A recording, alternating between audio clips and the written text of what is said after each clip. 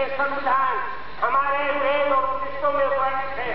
संभवतः हम लोग इस न्यायपालिका के अंग होने के बावजूद इस वर्ग की सेवा करने का प्रयास इस क्षेत्र में नहीं कर रहे हैं।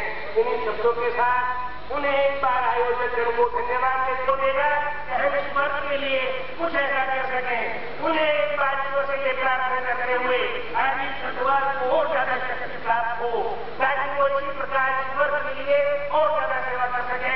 धन्यवाद। जय भारत। धन्यवाद गौरव साहब। परंतु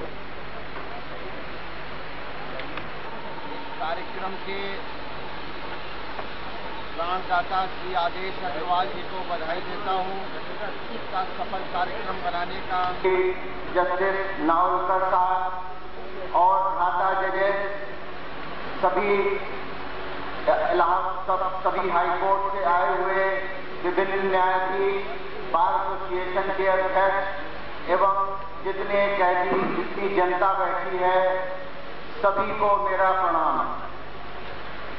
समय इतना कम दिया गया है, लेकिन फिर भी इस समय में दो चार बातें कह पाऊं, इसके लिए अगर समय बढ़ भी 1 मिनट जाता है तो उसके लिए मैं इससे पहले ही दफा 5 लिमिटेशन एक्ट की दरखास्त लगा देता हूं, मुझे क्षमा करेंगे।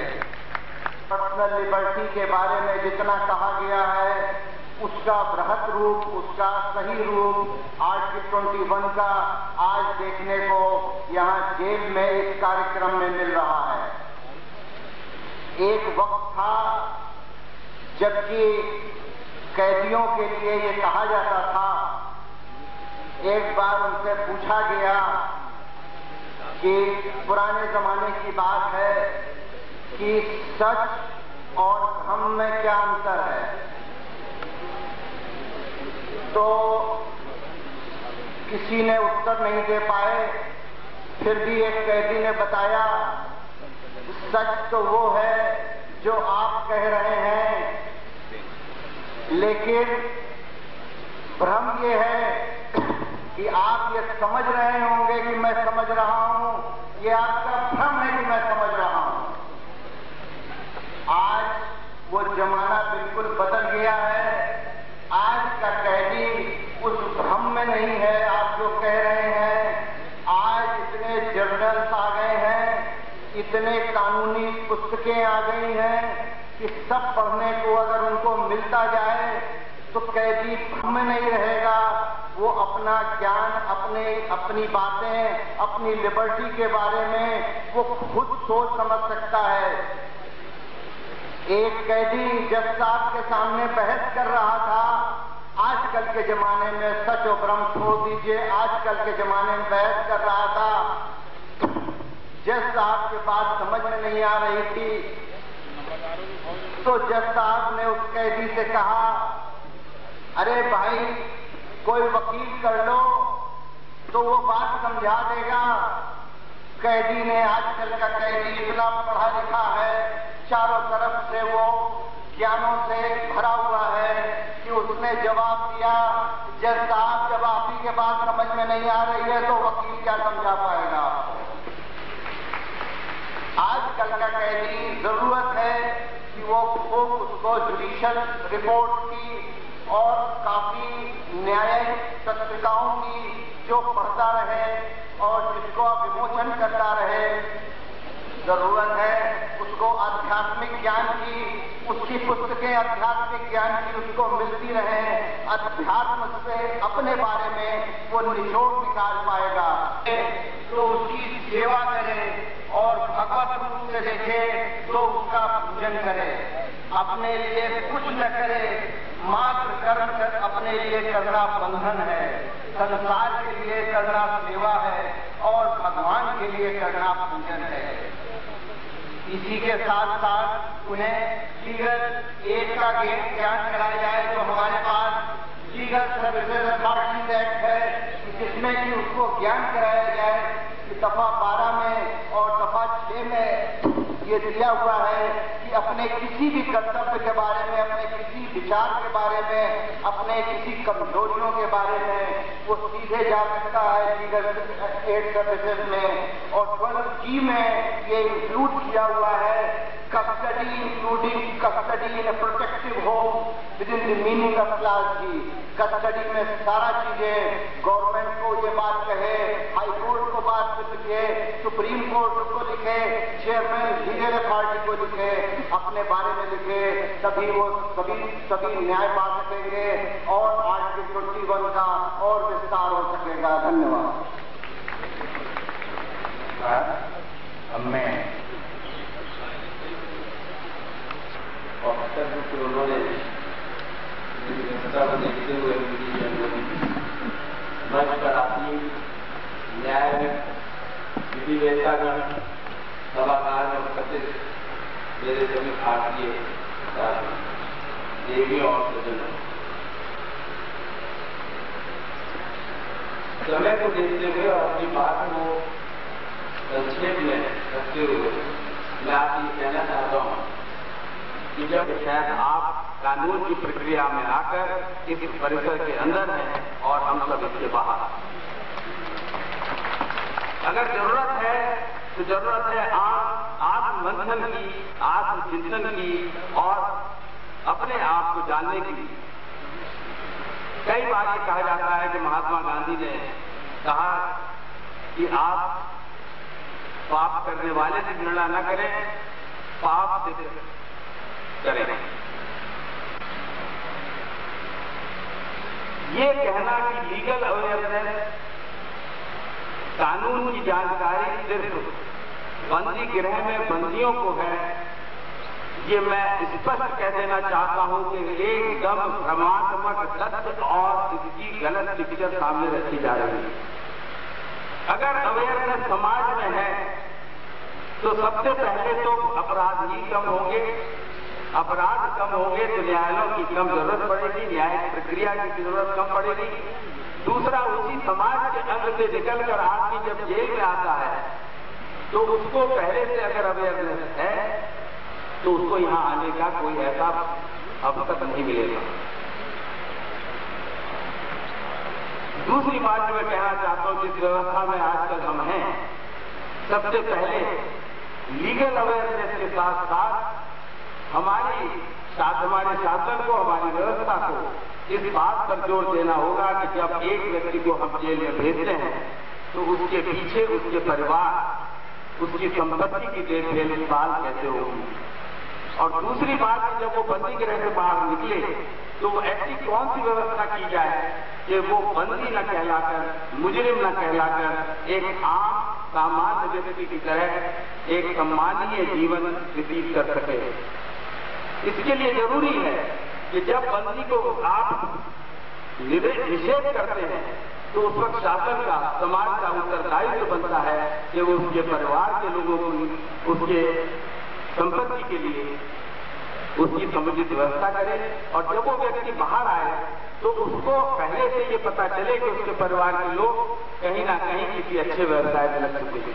मैं आप सबको धन्यवाद देता हूं, मैं आप सबकी प्रशंसा करता हूं कि जब हमने देखा कि किस तरह के सामान आप लोग बना रहे हैं, यही एक उचित व्यवस्था हो सकती है और उसी से अवेयरनेस आएगी।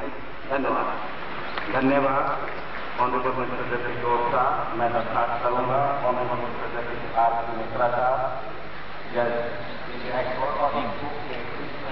को जो आपका है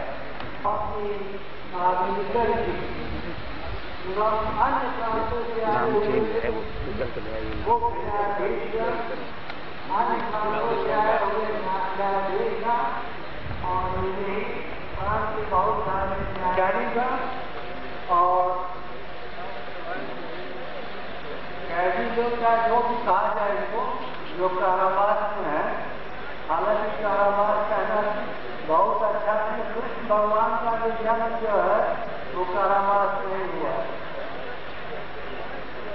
अब मैं कुछ अपनी बात कहने से पहले एक बात कहना चाहूंगा कि हम लोग उन्हीं का कैदियों के बारे में विचार करने आए हैं जिनको हम लोग खुद जेल में भेजते हैं। ये कैसी विडंबना है, मेरे समझ में नहीं आए। मैं एक कथा आप लोगों को समझ सकूंगा। महाकवि भारती जो कि संस्कृत के उद्भट विद्वान थे, वो हर शास्त्रार्थ में भाग लेने जाते थे और वहाँ जीत के आते थे, लेकिन उनके पिता की आलोचनाएं करते थे। उन्होंने ऐसा नहीं कहा कि उसको ये बात नहीं आती, और उसकी आलोचनाएं सुनते सुनते महाकवि भारती ने ये सोचा कि अब मेरी सारी बुनियाद की जड़ यही मेरे पिताजी हैं, उनका मैं बच करूँ। एक दिन जब उनके माता पिता सो रहे थे तो उनके शहर के सामने एक तलवार लेके वो बैठ गए कि सवेरे पिताजी जब मिलेंगे तो पहला तलवार लेके ऊपर करूँगा और वो समाप्त हो गए। लेकिन रात में उनके माता पिता जो वार्तालाप किए उससे उनको अपनी गलती का आभास। उनकी माता ने कहा कि आप भाभी कितनी आलोचना करते हैं और भाभी इतना विद्वान है, सारी दुनिया उसको मानती है। तो उनके पिता ने कहा कि इस वर्षा में कभी हो रहा है, लेकिन उसका अहम अहंकार न हो जाए उसके लिए मैं उसको ऐसा कहता हूँ। सवेरे जो शहर तक से बाहर निकले तो भाभी उनके पैरों पर उठा गए और उन्होंने कहा पिताजी आप देखा नहीं दिया, मैंने आपके बारे में ऐसा सोचा। उनके पिता ने कहा मुझे पश्चाताप कर दिया तो उन्हें अध्ययन देने की क्या आवश्यकता है। उनके पुत्र के बाद का प्रार्थना था, उन्होंने कहा ठीक है तो मैं अध्ययन देता हूँ। और उनको ये लगा कि थोड़ा बहुत अहम इसका हो वो भी निकल गया, इसलिए उनसे उन्होंने कहा कि तुम जाओ अपनी ससुराल में जाके 1 माह तक बर्तन हो। ससुराल में जाने में लोग अपनी बात रात कहते हैं और जो कुछ थोड़ा बहुत अहम होगा वो भाभी का निकल जाता। ये बात सोच करके उन्होंने करें पर केवल 3 मिनट, 2 मिनट। शादी सलवार जी सर्वोच्च न्यायालय के माननीय जस्टिस सेक्रेटरी साहब, सर्वोच्च न्यायालय के माननीय जज टीपी सेक्रेटरी रविंद्र जी, हमारे साथी इमरान साहब, इस सभागार में उपस्थित पत्रकार बंधु, डायस सेक्रेटरी, न्यायमूर्तिगण, विभिन्न बार एसोसिएशन के अध्यक्ष, विभिन्न बार प्रदेश से आए हुए अधिवक्तागण, इस सभागार में उपस्थित कैदियों, बहनों और भाइयों, पत्रकार बंधु, आज बड़े हर्ष की बात है कि हमारे संजय श्री आदित्य अग्रवाल ने यह प्रश्न किया कि आज जो है इस सभागार में इतने विशिष्ट लोगों की उपस्थिति है और जिस तरह से कि यहाँ पर टीम की प्रशासन ने और सभी लोगों ने इस कार्यक्रम को सफल बनाने में जो प्रयास किया है वो सभी धन्यवाद के पात्र हैं। आदित्य जी से मैं प्रार्थना करूंगा इसी तरह के कार्यक्रम करते रहें जिससे कि समाज में जागृति पैदा हो और कुछ लोग आगे। मेरा मानना है कि देश के अंदर नहरें बनी, इमारतें बनी, मोबाइल बने, मीडिया बना, टीवी बने, सब कुछ बना। हमारे राजनेताओं ने हमें एक चीज नहीं दी, वो चरित्र निर्माण। ये देश में चरित्र निर्माण हुआ होता तो सामने भीड़ बैठी हुई है, ये भीड़ न बैठी। आज सिर्फ है चारों तरफ से एक बात का प्रश्न किया जा रहा है कि मुकदमे किस तरह से खत्म हो। वो न्याय नहीं हो रहा है, सिर्फ निर्णय हो रहा है। मैं पूछना चाहूंगा समाज के उन लोगों से, सर्वोच्च न्यायालय के जजों से, हाईकोर्ट के न्यायमूर्तियों से और समाज के उन लोगों से, क्या कभी इस बात पर सोचा गया है कि ये अपराध क्यों हो रहे हैं? इस अपराधों के पीछे कभी किसने कोई किसी तरह से ये सोचा गया